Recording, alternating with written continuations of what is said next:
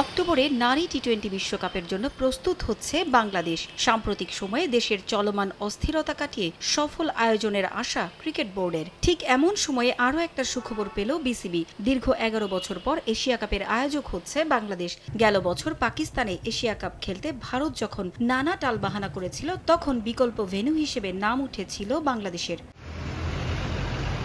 কিন্তু শেষ পর্যন্ত আলোর মুখ দেখেনি সেই গুঞ্জন। পাকিস্তান ও শ্রীলঙ্কায় হাইব্রিড মডেলেই হয় এশিয়া কাপ। তবে এবার আর গুঞ্জন নয়, 17তম আসরের আয়োজক হিসেবে বাংলাদেশকেই বেছে নিয়েছে এশিয়ান ক্রিকেট কাউন্সিল। 2027 সালের বিশ্বকাপ হবে ওয়ানডে ফরম্যাটে। দক্ষিণ আফ্রিকা, জিম্বাবুয়ে ও নামিবিয়ায় বসবে ওয়ানডে ক্রিকেটের শ্রেষ্ঠত্বের আসর। সে বিবেচনায় ওয়ানডে ফরম্যাটে বিশ্বকাপের আগেই হবে এশিয়া কাপ ক্রিকেট। 2025 সালের এশিয়া কাপ হবে ভারতে। পরের বছর টি-20 বিশ্বকাপ হয় ভারতের, এশিয়া কাপ হবে টি-20 ফরম্যাটে।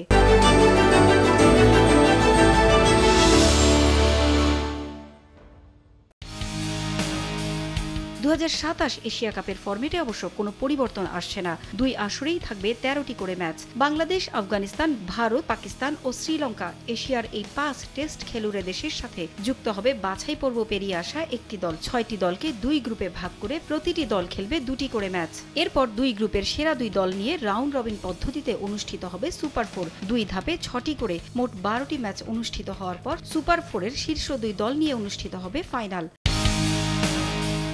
এর আগে 5 বার এশিয়া কাপের আসর বসেছিল বাংলাদেশে। 1988 সালে প্রথমবার আসর বসে লাল সবুজের দেশে। 2000 সালে দ্বিতীয়বার বসে এশিয়া কাপ। এরপর 2012, 2014 ও 2016 সালে এশিয়া কাপ আয়োজন করে বাংলাদেশ। তবে 2012 ও 2016 সালের ফাইনালের স্মৃতি আজও হৃদয়ে ক্ষত হয়ে আছে দেশের ক্রিকেট প্রেমীদের কাছে। দুবার ফাইনালে উঠেও একবার পাকিস্তান ও 2016 সালে ভারতের কাছে স্বপ্ন ভাঙে টাইগারদের।